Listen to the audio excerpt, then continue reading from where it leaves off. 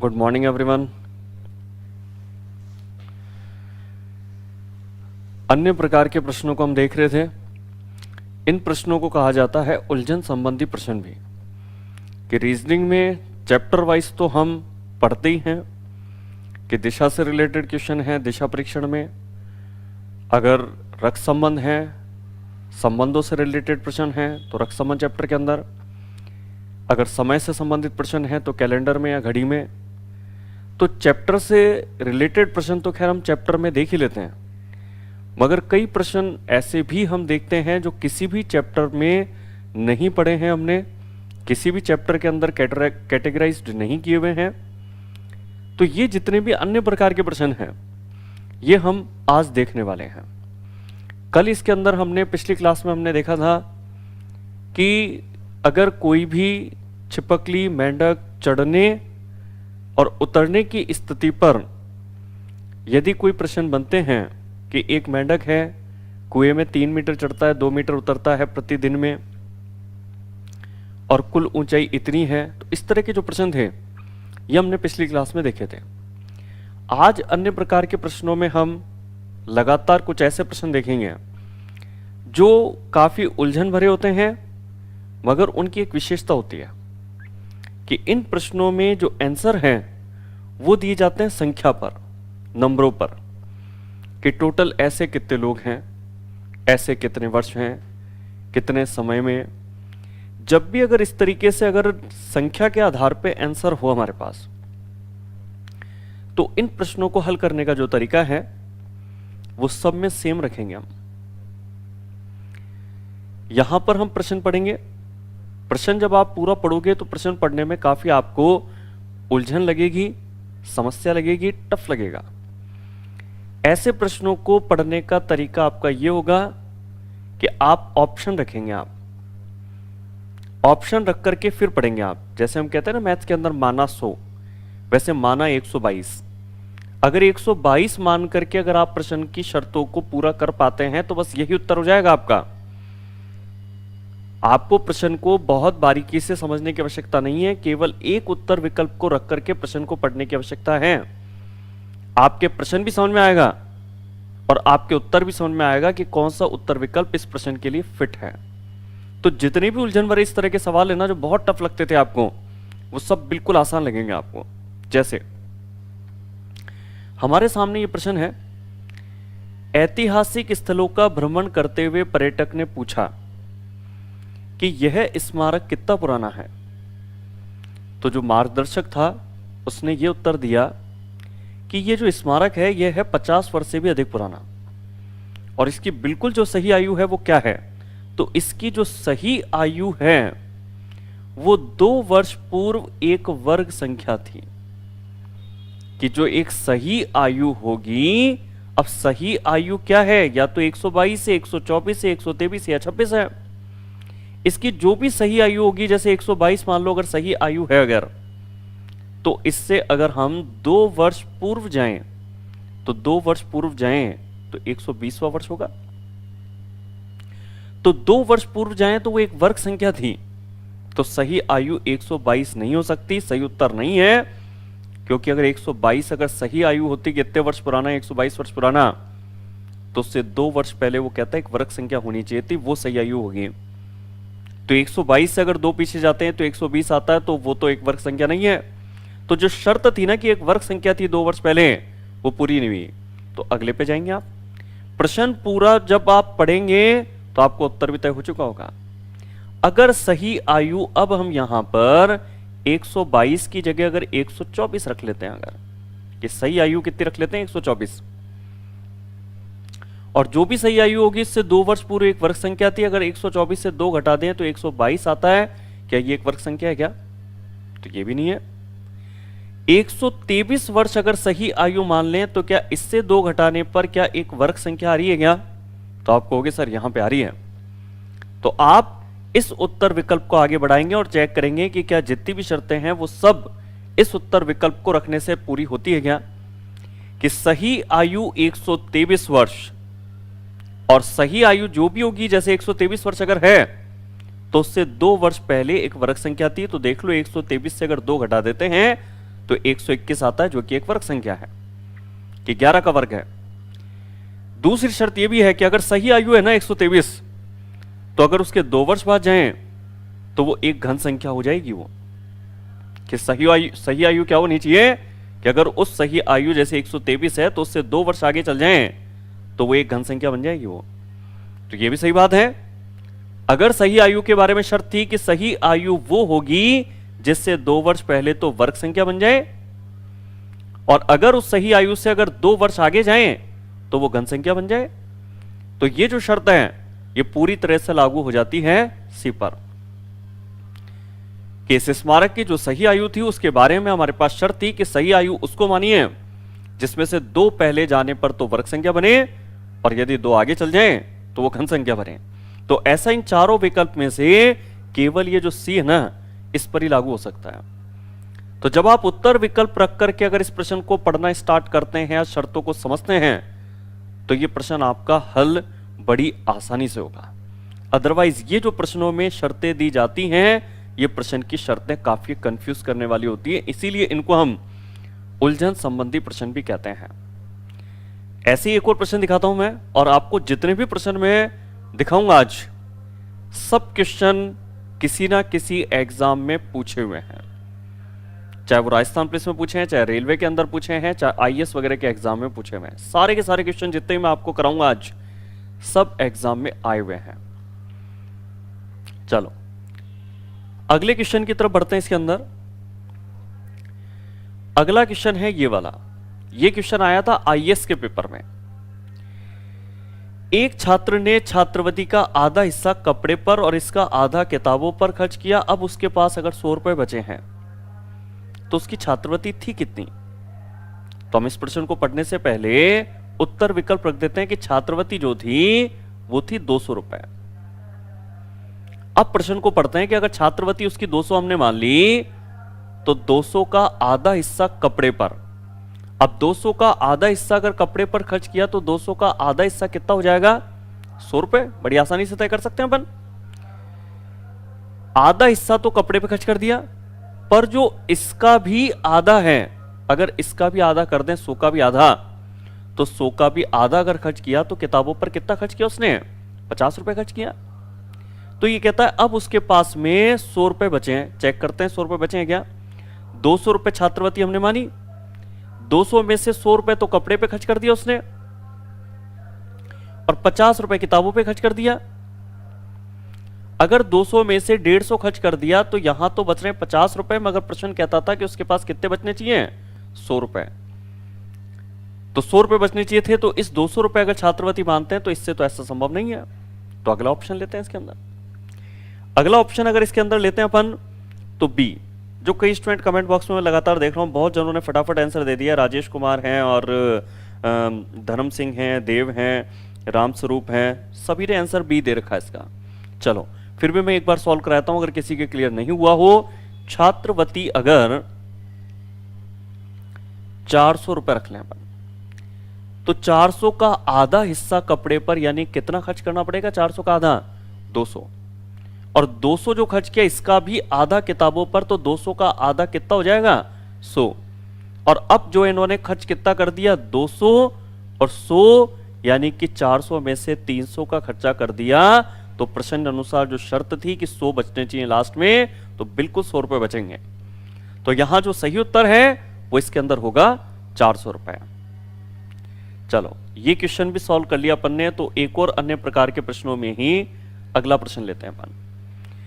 ये क्वेश्चन भी जो पूछा गया था, ये आईएएस के एग्जाम में पूछा गया था, और आईएएस के एग्जाम में जो उलझन संबंधी प्रश्न हैं, इसके बहुत प्रश्न आते हैं। आईएएस में 25 से 30 प्रश्न आते हैं रीजनिंग पार्ट से, और 25-30 जो प्रश्न आते हैं उनमें से लगभग 5-6 प्रश्न अन्य प्रकार के प्रश्न या उलझन संबंधी प्रश्नों से आते हैं।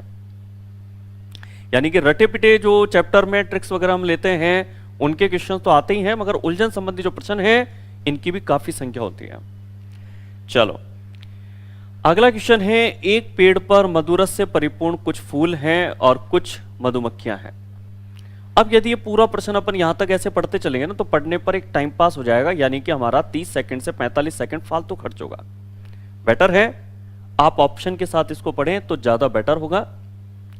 कि यहां पर अगर फूलों एवं मधुमक्खियों की संख्या हम 2 और 4 मान लें, तो अगर 2 और 4 मान लें कि 2 तो फूल मान लें,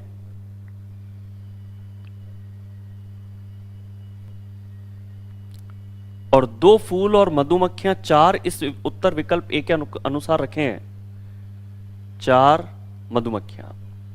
तो अगर इस ऑप्शन को अगर हम रख करके और फिर प्रश्न को पढ़ें कि एक पेड़ पर मधुरस से परिपूर्ण कुछ फूल हैं और कुछ मधुमक्खियां हैं जो उन फूलों पर मंडरा रही हैं, यदि एक मधुमक्खी प्रत्येक फूल पर बैठ जाए, ये 4 मधुमक्खियां हैं, अगर प्रत्येक मधुमक्खी एक एक फूल पर बैठ जाए, ये बिठा दिया हमने एक एक फूल पर, तो प्रश्न तो कहता है कि एक मधुमक्खी छूट जाती है, मगर जो उत्तर विकल्प थे उसमें तो देखने पर हमारे पास कितनी मधुमक्खियां बच रही हैं?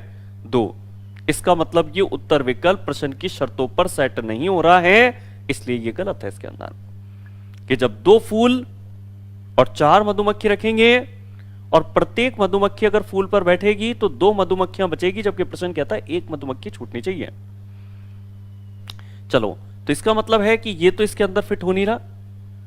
तो अब अपन इसके अंदर आते हैं अगले उत्तर विकल्प पर, जो है 3 फूल और 2 मधुमक्खी। तो ठीक है, 3 फूल कर देते हैं यहां पे अपन, 3 फूल और 2 मधुमक्खियां, ये 2 हटा देते हैं।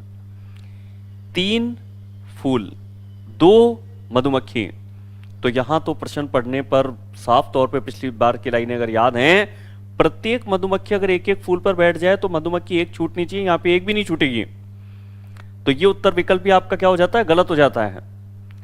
तीसरे उत्तर विकल्प पे आते हैं जिसमें 3 तो फूल हैं मगर मधुमक्खियां 4 हैं, तो 4 मधुमक्खियां रख देते हैं। और अगर 4 मधुमक्खियां रख देंगे तो प्रश्न की जो शर्त थी कि यदि एक मधुमक्खी प्रत्येक फूल पर बैठे, तो देखो एक मधुमक्खी एक एक फूल पर अगर इस तरह से बैठ जाए तो आप देखेंगे एक मधुमक्खी छूट जाती है। फिर प्रत्येक फूल पर अगर एक एक मधुमक्खी बैठ जाए तो 4 मधुमक्खियां थी, 3 फूल थे, तो एक मधुमक्खी छूट जाती है, और प्रश्न की शर्त भी यही थी। मगर प्रश्न की पूरी शर्त इस पर तीसरे उत्तर विकल्प पे लागू होती है कि नहीं, ये चेक करते हैं। कहता है यदि 2 मधुमक्खियां प्रत्येक फूल पर बैठ जाए ना, अगर कितनी मधुमक्खियां? 2 मधुमक्खियां एक ही फूल पर, 2 मधुमक्खियां प्रत्येक फूल पर बैठ जाए तो एक फूल छूट जाएगा। फिर तो बिठा के चेक करते हैं इसके अंदर, यदि 2 मधुमक्खियां एक फूल पर, ये दोनों जो मधुमक्खियां हैं ये एक ही फूल पर बिठा देते हैं, फिर जो 2 मधुमक्खियां हैं वो एक ही फूल पर बिठा देते हैं इसमें, ये दोनों जो मधुमक्खियां हैं ये से एक फूल पर, तो फिर एक फूल छूट जाता है। बिल्कुल सही बात है, एक फूल छूट गया यहां पे। तो प्रश्न की जो शर्त है वो पूरी हो जाती है उत्तर विकल्प सी को यूज करने पर, कि 3 फूल 4 मधुमक्खियां होगी, तो प्रश्न के अंदर जो शर्त है वो कंप्लीट हो जाएगी हमारी। तो यहां पे जो उत्तर विकल्प सी है वो सही होगा। हो सकता है कई बार आपको ये लगे कि सी तक जाकर के चेक किया तो सर इस पर टाइम ज्यादा लग रहा है, टाइम ज्यादा लग रहा है चाहे, मगर आपका क्वेश्चन सॉल्व हो रहा है। नहीं तो ये जिस तरह के प्रश्न हैं ये इतने उलझन संबंधी प्रश्न हैं कि यहां पर प्रश्न को अगर समझने के अनुसार किसी मैथमेटिक्स तरीके से अगर बनाने की कोशिश की जाए तो इससे टफ क्वेश्चन कोई भी रीजनिंग के क्वेश्चन नहीं लगेंगे। और यही क्वेश्चन बिल्कुल आसान तरीके से सॉल्व हो सकते हैं अगर आप इस पैटर्न को यूज करते हैं कि ऑप्शन को रख करके प्रश्न को पढ़ना स्टार्ट करें, तो प्रश्न एक बार में समझ में बैठेगा और दिए उत्तर विकल्प में से कौन सा सही है इसको भी बड़ी आसानी से आप निकाल पाएंगे। चलो, तो अब आगे के क्वेश्चन पे बढ़ते हैं। इसके अंदर अपन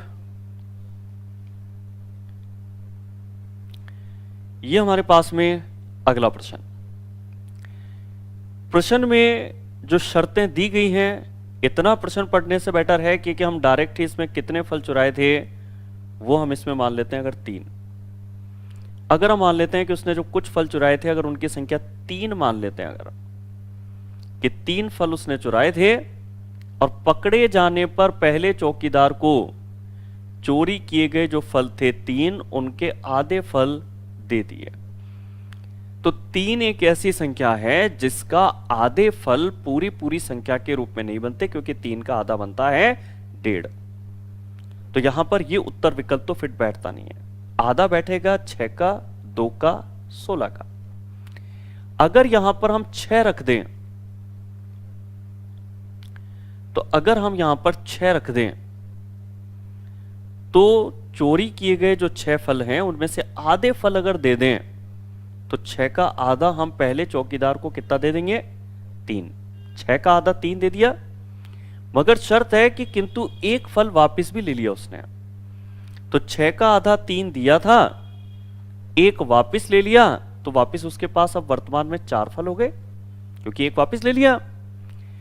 इसी प्रकार दूसरे व तीसरे चौकीदार उसको मिले, उनको भी उसके पास जो चोरी के उपलब्ध फल थे, क्योंकि अब उपलब्ध उसके पास 4 ही, 6 चोरी किए थे मगर उपलब्ध कितने हैं? 4।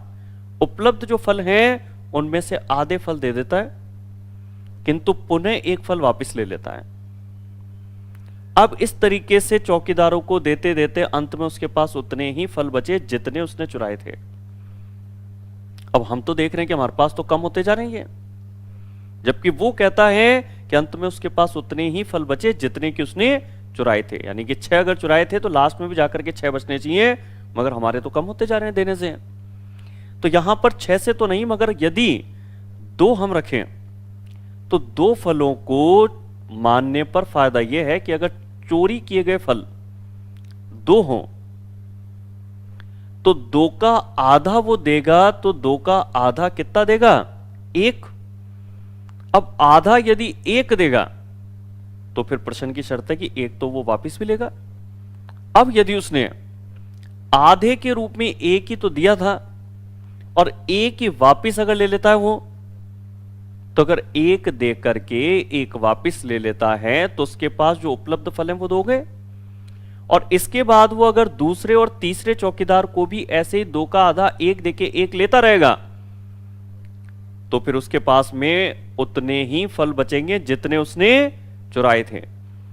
तो ये तभी संभव है जब उसने चोरी किए गए फल कितने हों?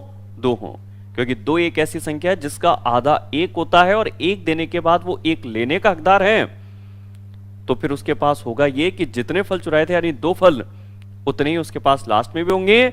यदि उसके पास चौकीदार बीच में उसको मिले हो, पहला दूसरा तीसरा, कितने भी मिल जाए ना, तो भी अगर आधा 1 दे करके अगर 1 ही वापस ले लेता है, तो चोरी किए गए जो फल हैं वो उतने ही रहेंगे जितने कि उसने चुराए थे देने के बाद भी। चलो, अब इसके बाद में अगले क्वेश्चन पे आते हैं, और एक अगला जो क्वेश्चन है वो क्यों ना आपसे ही करवा लिया जाए, क्योंकि आप लोग भी कमेंट बॉक्स पे आंसर साथ के साथ देते जा रहे हैं। तो चेक कर लेते हैं। अब अगला प्रश्न आपको ही करने के लिए दे देते हैं। ये जो क्वेश्चन है, जो स्क्रीन पर दिखाया भी था थोड़ी देर पहले मैंने, कि स्टार्टिंग में यही क्वेश्चन स्क्रीन पर लगा हुआ था। तो इसका क्या सही उत्तर आप डिसाइड करते हैं? चाहे आपने पहले सॉल्व कर रखा हो तो उस हिसाब से इसका आंसर बता दीजिए, और नहीं तो अभी मैंने आपको जो टेक्निक बताई है उस अनुसार इस प्रश्न का जो सही उत्तर है वो आप बता दीजिए।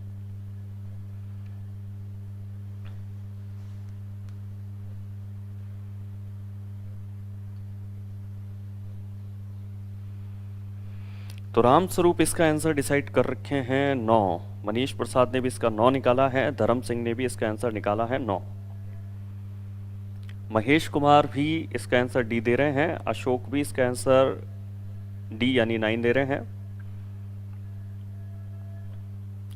तो जितने भी स्टूडेंट हैं सभी एकमत होकर के अभी तक इसका आंसर देते नजर आ रहे हैं 9।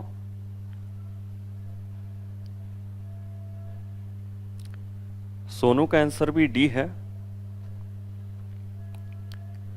चलो, तो सभी स्टूडेंट इसमें एकमत होकर के 9 आंसर दे रहे हैं। यस का आंसर, यस मीना का आंसर अलग है, सी 6।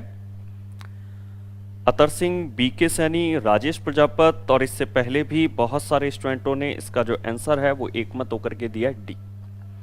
चलो, तो इस प्रश्न को भी मैं आपको क्लियर कर देता हूं कि यहां पर यदि मैं जो सभी स्टूडेंट आंसर बता रहे हैं अगर इसको चेक कराऊं 9 को, अगर ये सही उत्तर होगा तो आप प्रश्न की सारी शर्तों को लास्ट तक पढ़ पाएंगे, अदरवाइज आप पढ़ ही नहीं पाएंगे अगर गलत उत्तर हो। तो देखो, यहां अगर हम ये मानते हैं कि उसके पास कितने फल हैं और वो अगर हम मानते हैं 9, तो अगर उसके पास 9 फल हैं अगर, और लड़के से पूछा गया था कि उसके थैले में कितने फल हैं, हमने आंसर माना है 9, और 9 के बारे में उसका जवाब है कि उसने ये उत्तर दिया कि 6 को छोड़कर सभी सेब हैं। अगर उसके पास थैले में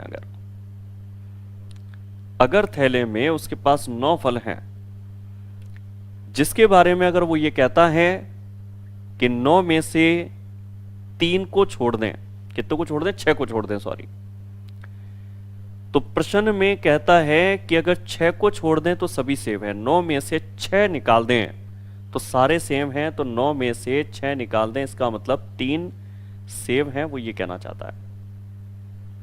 अगर कुल फल हमने 9 माना है और उसमें अगर 6 फल निकाल दें, क्योंकि उसने कहा कि जो भी फल पड़े हैं थैले में उसमें से 6 को छोड़ दें तो सभी सेब मिलेंगे, तो 9 हमने माना था कि थैले में फल है और उनमें से अगर 6 को छोड़ दें तो 3 सेब होंगे।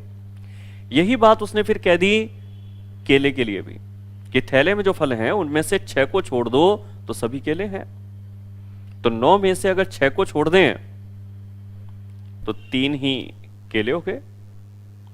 और सेम शर्त उसने आगे भी बोली कि 6 को छोड़कर सभी अमरूद हैं, तो 9 फल थैले में उसमें से अगर 6 को छोड़ दें तो 3 ही अमरूद हैं। तो अगर उसने टोटल थैले में 9 फल बताए हैं अगर, और 9 में से 3 सेब हैं, 3 केले हैं, 3 अमरूद हैं, तो ये इसके अंदर पूरी डिटेल हो गई इस तरह से कुल 9 फल होने की। अब मान लीजिए अगर कोई इसका उत्तर 6 या 18 या 12 बताता है तो उसको भी चेक कराता हूं मैं। अगर यहां पर मान लीजिए कि अगर हम कुल फल पहले ऑप्शन को रख लें, 9 तो इसका सही उत्तर है ही, अगर हम इसमें 12 मान लें अगर, तो देखो अगर 12 फल थैले में होते और फिर वो ये कहता है कि 6 को छोड़कर सभी सेब है, तो 12 में से 6 निकाल दें तो बाकी के सेब कितने कहलाएंगे, 6। और 12 फलों में से 6 को छोड़कर के बाकी केले हैं, तो 12 में से 6 निकाल दें तो 6 केले हो गए। और 12 जो फल है उनमें से 6 को हटा देना है, तो बाकी के जो 6 हैं वो अमरूद हैं। अब आप यदि अमरूद, केले, सेब इन सबको टोटल करें तो 6 6 12, 12 6 18, यहां तो सभी अलग अलग तरीके से फलों को गिने तो 18 हो रहा है, जबकि हमने कुल फल कितना माना यहां पे 12। तो जो शर्त के अनुसार निकल करके संख्या आ रही है वो तो 18 आ रही है, और उत्तर हमने थैले में फल बताए थे 12, तो शर्त के अनुसार ये दोनों चीजें मैच नहीं हो रही, इसलिए ये उत्तर तो सही होगा नहीं। तो ये जो प्रश्न है इसको बेटर होगा कि आप अगर ऑप्शन रख करके फिर यदि समझने की कोशिश करेंगे तो जो प्रश्न है वो आसानी से सॉल्व होगा आपका। चलो इसके बाद में अब इस प्रश्न पे आते हैं कि जहां पर प्रश्न काफी आसान हो, संख्याओं में दिया गया जाए, मगर फिर भी यहां शर्त बहुत ज्यादा है ही नहीं। शर्त बहुत ज्यादा नहीं है तो सिंपल तरीके से ही आप इस प्रश्न को सॉल्व कर सकते हो। प्रश्न कहता है एक व्यक्ति के पास में 10 आम थे, उसके पास आम जो हैं वो हैं 10 आम। 10 आम थे, 4 आम उसने छोड़े केवल, बाकी के सारे आम उसने खा लिए। तो अगर 10 में से उसने केवल 4 ही छोड़े हैं, 4 छोड़े हैं और बाकी के सारे खा लिए, तो 4 अगर छोड़ करके खा लिए तो हम कह सकते हैं 10 में से 4 छोड़े थे, बाकी के खा लिए, तो कितने खा लिए उसने, 6। 6 उसने खा लिए, तो अब उसके पास आम कितने बचे हैं, तो अगर 4 आम छोड़कर सारे खा लिए तो खा तो लिए 6 और छोड़े कितने हैं, 4। ये ऐसा प्रश्न है जिसमें कंफ्यूज होने की जरूरत ना हो। कई जने इसमें क्या करते हैं, 10 आम थे, 10 में से 4 छोड़ करके 6 बचे, कई बार जल्दबाजी में ये उत्तर लगा देते हैं। तो भाई यहां तो प्रश्न ही ऐसा है जिसके अंदर उत्तर या सॉल्यूशन करके उत्तर लिखा हुआ है, बल्कि प्रश्न खुद बोलता है कि जो 10 आम थे उसमें से कितने छोड़े उन्होंने, 4 छोड़े हैं। और यही उसने लास्ट में पूछ लिया कि अब उसके पास कितने आम बचे हैं, तो वो खुद कह रहा है कितने छोड़े उन्होंने, 10 में से 4 छोड़े हैं। तो यहां पर 4 छोड़े हैं तो उत्तर क्या हो जाएगा, 4। कई बार प्रश्न आपके केवल लाइनों पर बेस्ड हो सकते हैं, केवल उन लाइनों को ध्यान से समझना है हमें। चलो अगला प्रश्न देखते हैं। इसमें ये वाला प्रश्न, पिछला प्रश्न राजस्थान पुलिस के पेपर से था, ये वाला जो क्वेश्चन है ये आईएएस के पेपर में पूछा हुआ है। ये जो क्वेश्चन है ये क्वेश्चन मैं देता हूं आपको ही करने के लिए, प्रश्न को आप ध्यान से पढ़ें और फिर यहां उत्तर डिसाइड करें कि उत्तर क्या होगा। ये क्वेश्चन आप लोग सॉल्व कीजिए।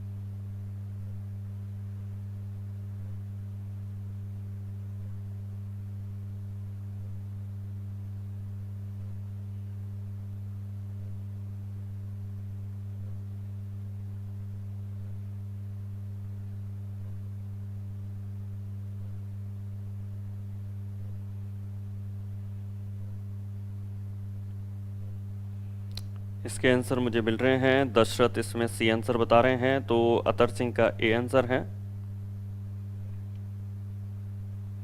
मनीष प्रसाद इसमें 48 मिनट यानी कि ए आंसर बता रहे हैं।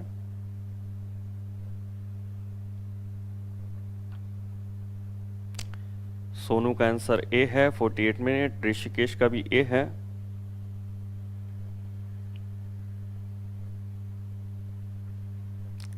जितेंद्र का आंसर बी आ रहा है, 50 मिनट।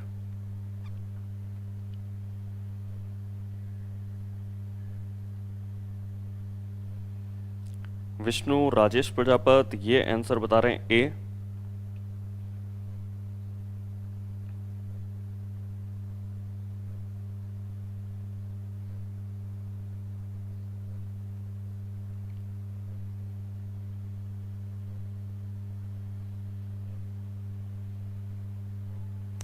यस्मीना का आंसर भी है ए।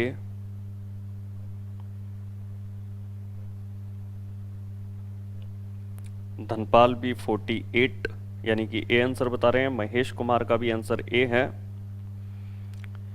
कमेंट बॉक्स को देख करके आपका जो आंसर अधिकतर जने जो बता रहे हैं वो इसमें जा रहे हैं ए आंसर 48 मिनट की तरफ। इसके बाद राजेश कुमार ने भी अपना आंसर ए लिखा है।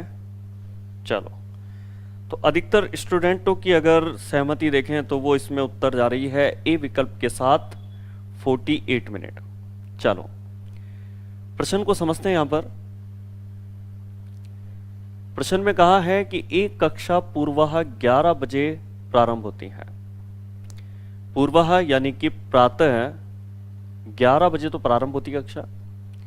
अपराह्न 2:27 बजे समाप्त होती है। दोपहर में 2:27 बजे समाप्त होती है।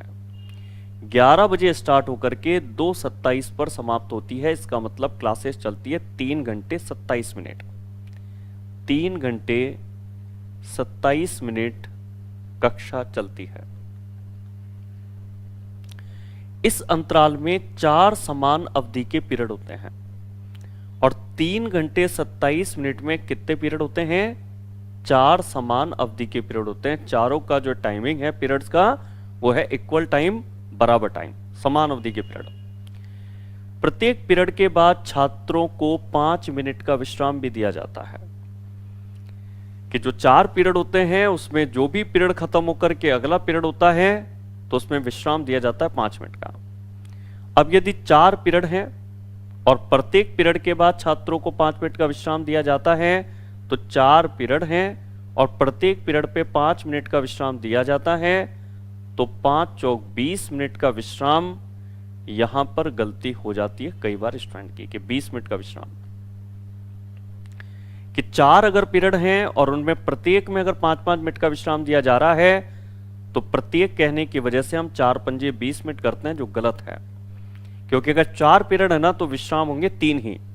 कैसे होंगे ये चीज मैं आपको क्लियर कर दूं। पहला जो पीरियड है उसके बाद जब दूसरा पीरियड स्टार्ट होगा तो पहला पीरियड खत्म होके दूसरा स्टार्ट होने पर 5 मिनट का विश्राम होगा। दूसरा खत्म होकर के जब तीसरा पीरियड लगेगा तब 5 मिनट का विश्राम आएगा। तीसरा पीरियड खत्म होकर के फिर जब चौथा पीरियड लगेगा तो 5 मिनट का विश्राम आएगा, मगर चौथे पीरियड के खत्म होने के बाद विश्राम इसलिए नहीं आएगा क्योंकि उसके बाद अगला कोई पीरियड है ही नहीं। तो पहले पीरियड से स्टार्ट करके और चौथे पीरियड तक जब प्रत्येक पीरियडों के बीच अगर विश्राम होना है तो यह विश्राम होगा 3 बार और यह होगा 15 मिनट का विश्राम। और यदि हम विश्राम का जो पीरियड है यानी 15 मिनट या अगर घटा दें, क्योंकि जो पीरियड लगे हैं केवल उसी की अवधि हमें बतानी है कि प्रत्येक जो पीरियड था उसका ठीक ठीक अवधि कितनी है, पीरियड कितने समय का है, दोनों के बीच जो गैप 5 मिनट का विश्राम वाला पीरियड है वो हम घटाते हैं। और टोटल जो चारों पीरियड जो लगे हैं इसमें कितना समय लगा है, तो हमने कहा था 11 बजे से अगर 2:27 तक के समय की बात करें तो 11 से 2:27 का मतलब है 3 घंटे 27 मिनट। और अगर ये टोटल टाइमिंग अगर 3 घंटे 27 मिनट है तो इसको अगर हम मिनट मिनट में बोलें तो 3 घंटे का मतलब होता है 180 मिनट, क्योंकि 1 घंटा 60 मिनट का तो 3 घंटे 180 मिनट के, और 180 मिनट तो 3 घंटे के होगा, फिर 27 मिनट और है तो हम टोटल कह सकते हैं 207 मिनट के अंदर 4 पीरियड लगे। अब 207 मिनट में से 15 मिनट का तो क्या है, विश्राम है। अगर 207 में से 15 मिनट विश्राम के घटा दें तो 207 में से अगर 15 मिनट विश्राम के घटा दें तो 192 मिनट में 4 पीरियड लगे। अब यदि 192 मिनट के अंदर 4 पीरियड लगे हैं और हमें बतानी है प्रत्येक पीरियड की अवधि कितनी है, तो 192 मिनट में 4 लगे हैं, तो अगर एक पीरियड का निकालना है तो 4 का भाग दे देंगे तो प्रत्येक पीरियड की जो अवधि है वो आ जाएगी हमारे सामने। और 192 में अगर 4 का भाग देंगे तो 4 चौक 16, 3 बचने पे 32 होगा, 32 में 4 का भाग जाएगा, 4 अट्ठे 32, यानी कि प्रत्येक पीरियड की जो सही अवधि है वो होगी प्रत्येक पीरियड की 48 मिनट। तो यहां जो प्रश्न का उत्तर हम टिक करेंगे वो टिक करेंगे ए वाला इसमें। चलो अगला प्रश्न देखते हैं। इसमें ये क्वेश्चन आईएएस के 2019 वाले पेपर में आया था और ये क्वेश्चन भी मैं चाहूंगा कि एक बार आप चेक करके देखें कि इस प्रश्न का सही उत्तर आप निकाल पाते हैं या नहीं निकाल पाते हैं। तो इस प्रश्न को सॉल्व कीजिए आप।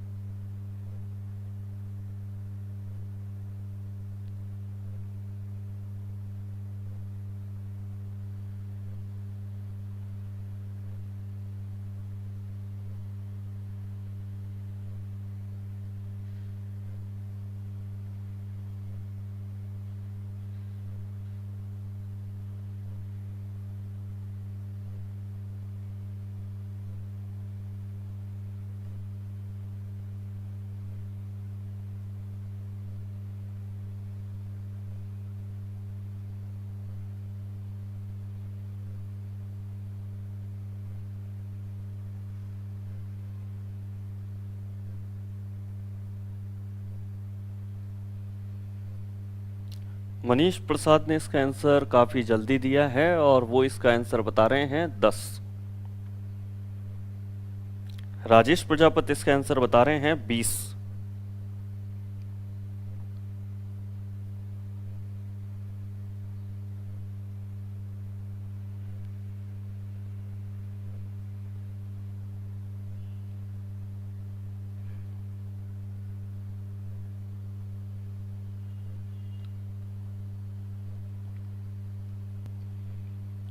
इसके बाद आंसर सोनू बी बता रहे हैं 10 आंसर होगा।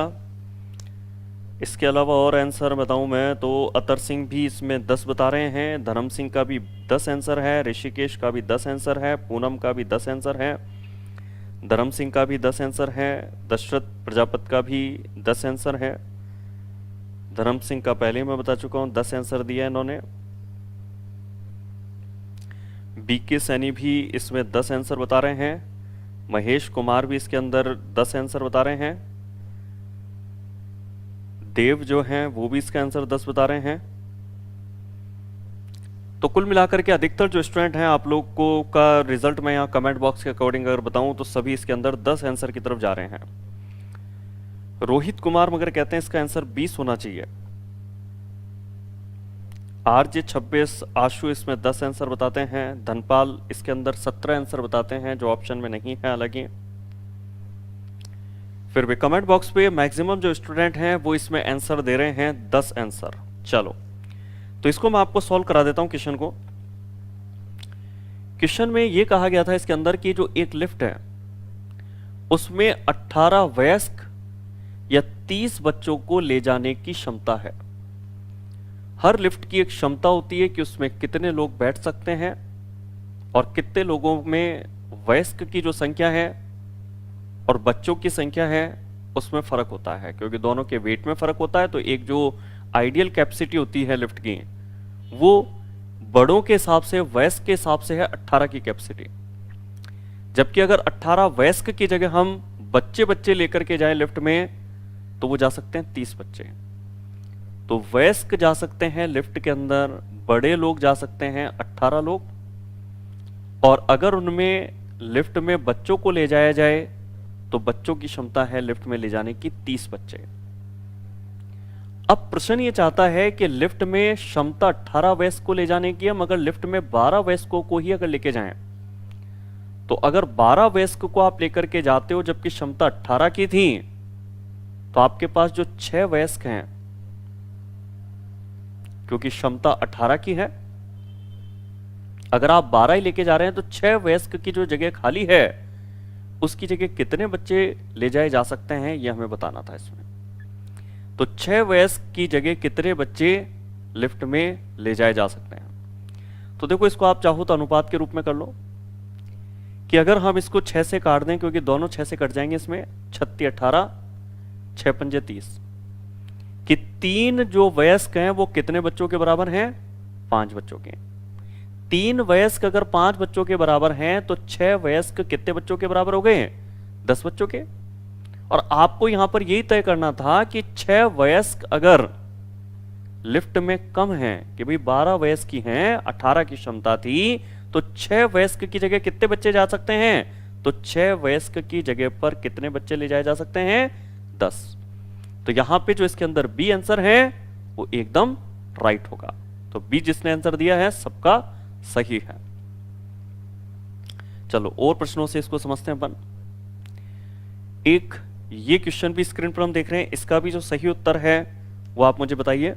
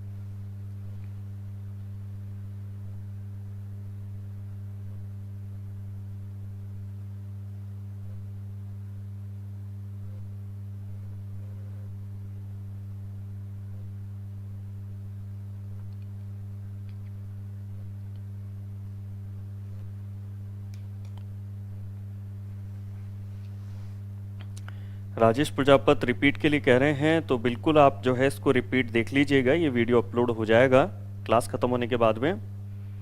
और फिर भी अगर आपको मान लीजिए उसमें भी अगर क्लियर नहीं होगा तो आप इस व्हाट्सएप नंबर पे मुझसे कांटेक्ट करके आप मुझसे इस क्वेश्चन को दोबारा पूछ सकते हैं। अब जो क्वेश्चन स्क्रीन पर दिख रहा है उसके आंसर जो हैं, राजेश कुमार मीना ये इसका आंसर दे रहे हैं बी, जबकि धर्म सिंह इसका आंसर दे रहे हैं सी। तो अभी तक के तो दोनों जो आंसर हैं वो अलग अलग मुझे मिल रहे हैं।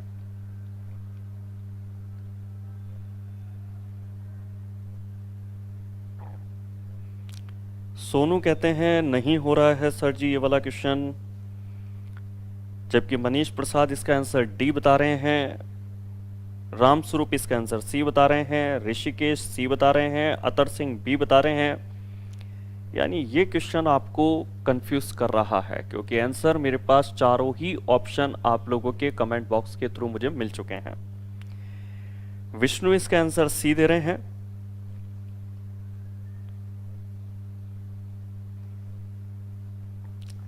धर्म सिंह सी आंसर इसका दे रहे हैं,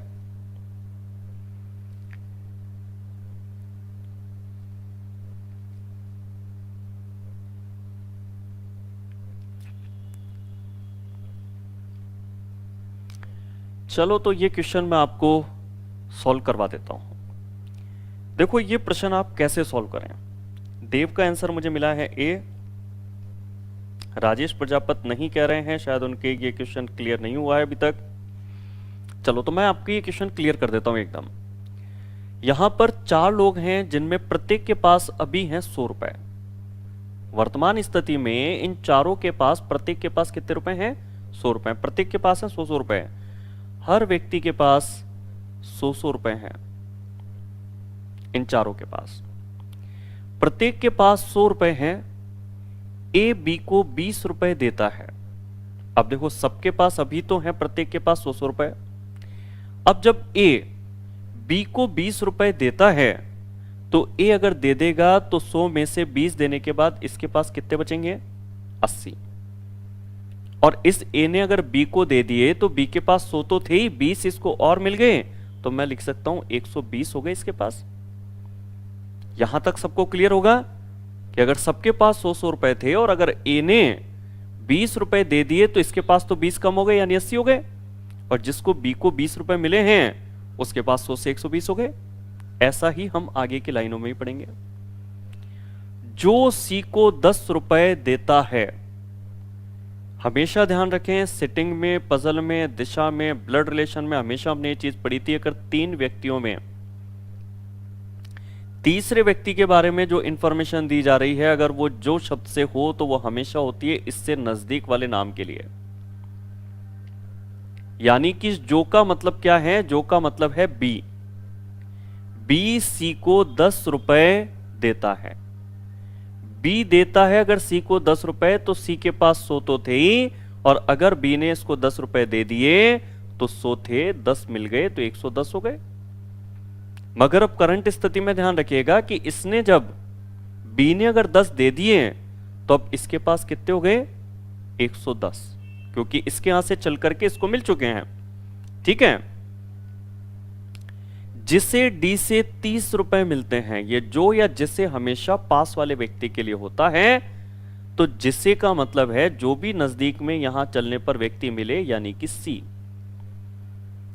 जिसे का मतलब कौन है? सी। सी डी से 30 रुपए मिलते हैं। जिसे का मतलब किसको मिलते हैं? सी को। किससे मिलते हैं? डी से 30 रुपए मिलते हैं। अगर सी को 30 रुपए मिले तो 110 में 30 रुपए और मिल गए तो हम इसके लिख सकते हैं 140 रुपए। और डी से मिले हैं तो डी के पास 100 थे, 100 में से अगर 30 रुपए उसने सी को दे दिए तो 100 में से अगर 30 दे दिए तो डी के पास कितने रह गए? 70। और बी की वर्तमान स्थिति कितनी है? 110। ए की वर्तमान स्थिति कितनी है? 80 रुपए। इन सबको 100 रुपए शुरुआत में मिले थे, प्रत्येक के पास 100 रुपए थे, मगर जब पैसे आपस में एक दूसरे को दिए तो अब ये वर्तमान कंडीशन है कि ए के पास 80 है, बी के पास 110 है, सी के पास 140 है और डी के पास 70 रुपए है। अब पूछा क्या है वो भी ध्यान से पढ़ लो। पूछा यह था कि निम्नलिखित में से कौन सा एक कथन सही नहीं है। कथन सही है ये नहीं पूछा है, क्या पूछा है कि कथन सही नहीं हो।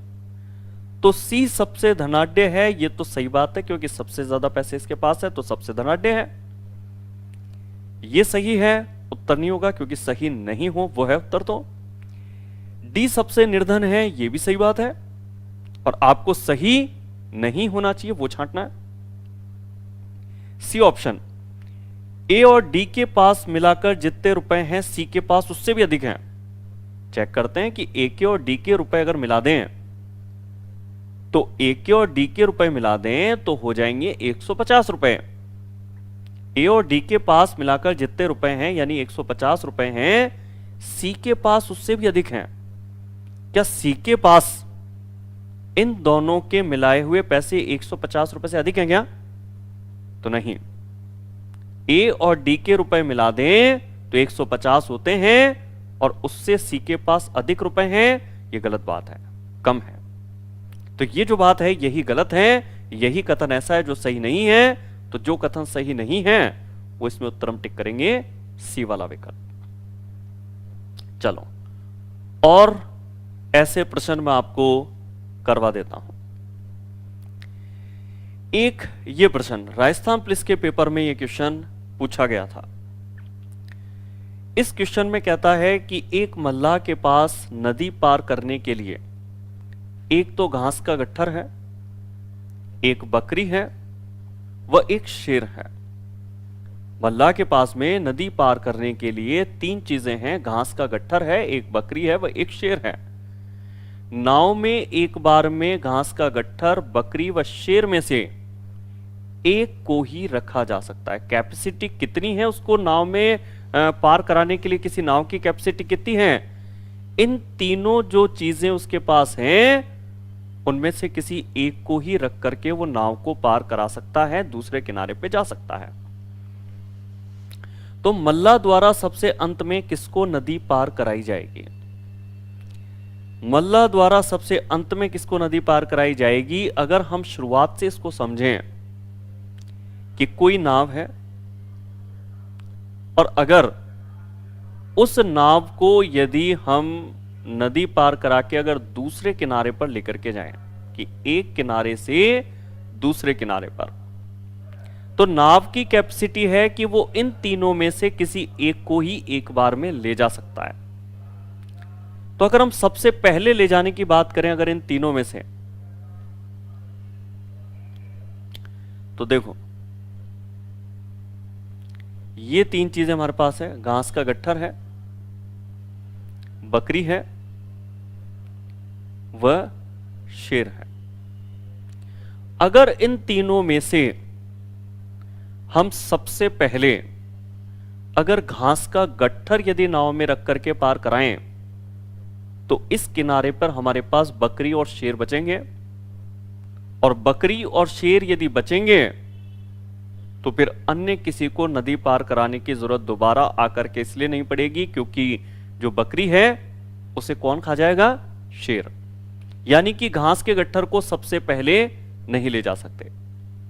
तो हमने कहा ठीक है हम इस शेर को ही ले जाते हैं। अगर हम शेर को यदि नदी पार कराते हैं सबसे पहले तो भी दूसरी बार आने की जरूरत नहीं पड़ेगी क्योंकि घास के गट्ठर को कौन खा जाएगी? बकरी। तो इसका मतलब है कि हम यहां पर बकरी को भी नहीं छोड़ सकते। ठीक है, बकरी और घास के गट्ठर को भी एक साथ नहीं छोड़ सकते हैं। अब अगर हम इसमें ऐसा कर दें कि सबसे पहले अगर हम बकरी को ले जाएं तो देखिए अगर हम इन तीनों में से अगर बकरी को सबसे पहले लेके जाएं और शेर और घास के गट्ठर को छोड़ दें तो कोई दिक्कत नहीं है। सबसे पहले हम बकरी को लेके के गए और बकरी को हमने यहां पहुंचा दिया। अब हमारे पास इस किनारे पर कौन है? शेर है और घास है। सबसे पहले हमने किसको पार कराया? बकरी को पार करा दिया। फिर हम दूसरी बार इन दोनों में से किसी को भी लेकर के जाएं, शेर को लेके जाएं तो भी बकरी को खाने का डर। अगर घास को पहुंचा दें दूसरी बार में तो घास को बकरी खा जाएगी। फिर भी किसी ना किसी को तो हम लेकर के जाएंगे। तो हमने कहा कि ठीक है हम ले जाते हैं शेर को। अब हम ये कहेंगे अगर शेर को लेके जा रहे हैं तो जो बकरी है बकरी को शेर खा जाएगा। तो अब आप इस लाइन को दोबारा पढ़ो। ये वाली जो लाइन थी आपकी कि किसी एक को ही नाव में रखा जा सकता है, तो रख करके ले जा सकते हैं ना, तो ला भी सकते हैं। हम इसमें क्या करने वाले हैं कि आते समय जो दूसरी बार में हमने शेर को लेकर के गए थे, जब नाव आएगी वापस, तो वापस जब नाव आएगी तो आते समय खाली नहीं आएगी, आते समय हम इसमें लेकर के आएंगे बकरी को, क्योंकि नाव की कैपेसिटी हमने पढ़ी है, किसी एक को रखा जा सकता है तो लेके जा सकते हैं, तो ला भी तो सकते हैं। लाने का फायदा ये कि अगर हम यहां से बकरी को ले आते हैं तो शेर अकेला ही रहेगा, और बकरी को यदि हम यहां ले आते हैं तो फिर हम दूसरी बार में, अब अगली बार हम लेके जाएंगे घास के गट्ठर को।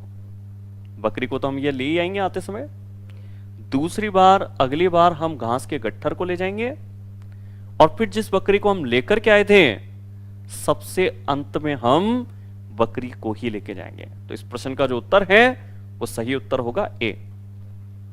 और यहां पर इस चीज का ध्यान रखें कि एक को ही रखा जा सकता है, तो पहली बार में हम क्या करेंगे, बकरी को लेकर के जाएंगे, दूसरी बार में हम शेर को लेके जाएंगे। मगर दूसरी बार हम क्या करेंगे कि जब शेर को लेके जाएंगे तो आते समय नाव खाली नहीं आएगी, आते समय हम बकरी को लेके आएंगे और फिर घास के गट्ठर को वहां पर लेकर के जाएंगे, क्योंकि इन दोनों को अगर हम एक किनारे पर ले जाके छोड़ देते हैं तो कोई दिक्कत नहीं है, और फिर सबसे अंत में हम नदी पार कराएंगे किसको, बकरी को। तो ये जो प्रश्न था इसका सही उत्तर होगा ए। और ये प्रश्न भी एक अच्छा खासा प्रश्न है, इसमें ये लाइन बहुत इंपॉर्टेंट है कि नाव की कैपेसिटी है किसी एक को ही रखा जा सकता है, मगर स्टूडेंट दिमाग इसमें केवल ये लगाता है कि एक को रख के लेके जाना है, मगर रख के ले जा सकते हो ना तो आप ला भी सकते हो, और यही दिमाग जैसे आपने लगाया तो ये जो प्रश्न है ये आसानी से सॉल्व होगा आपका। चलो इस प्रश्न के बाद में एक ये प्रश्न और देख लेते हैं अपन, ये भी एक अच्छा प्रश्न है, राजस्थान पुलिस के पेपर में एक क्वेश्चन पूछा गया था। एक बांध को भरने में 40 दिन लगते हैं, कि जो बांध है ये कंप्लीट जो भरता है 100% जो फुल होता है ये होता है 40 दिन में जाकर के। एक बांध 40 दिन लगते हैं पूरा भरने में यदि प्रतिदिन तालाब का जल स्तर दुगना हो जाता हो। कि जो ये दुगना होता है, ये दुगना होता है ऐसे कि 50% था, आधा था, तो प्रतिदिन दुगना हो जाता है 50%, 25%, 12.5%, 6.25%, प्रतिदिन दुगना हो जाता है ये।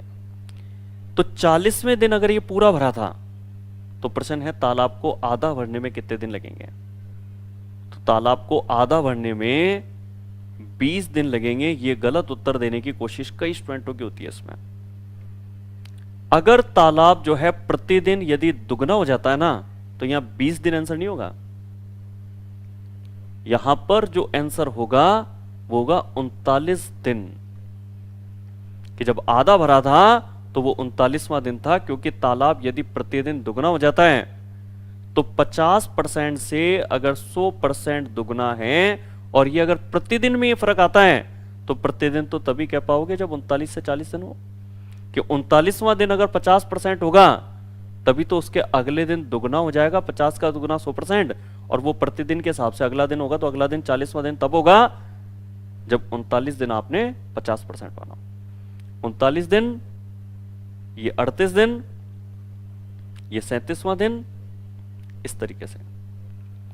तो जो तालाब को आधा भरने में कितने दिन लगेंगे, तो तालाब जो आधा भरा था वो भरा था 39वें दिन, और ये हर दिन दुगना हो जाता है। तो 39वें दिन अगर 50% पे था तो 40वें दिन ये दुगना होकर के पूरा भर चुका था, कंप्लीट हो चुका था। तो 40 दिन में अगर पूरा भरता है ना तो 39वें दिन में आधा भरा था। चलो इसमें सब तरह के क्वेश्चन अपन ने देखे। अब इस तरह के जितने भी और प्रश्न हैं वो आप निकालिए, बड़ी आसानी से हो सकते हैं। सब तरह के प्रश्नों को करने की अपन ने इसके अंदर टेक्निक पड़ी हुई है। आज की क्लास में हम इतना ही करते हैं। संडे और मंडे की छुट्टी रहेगी। अगली जो क्लास लगेगी वो लगेगी मंगलवार के दिन।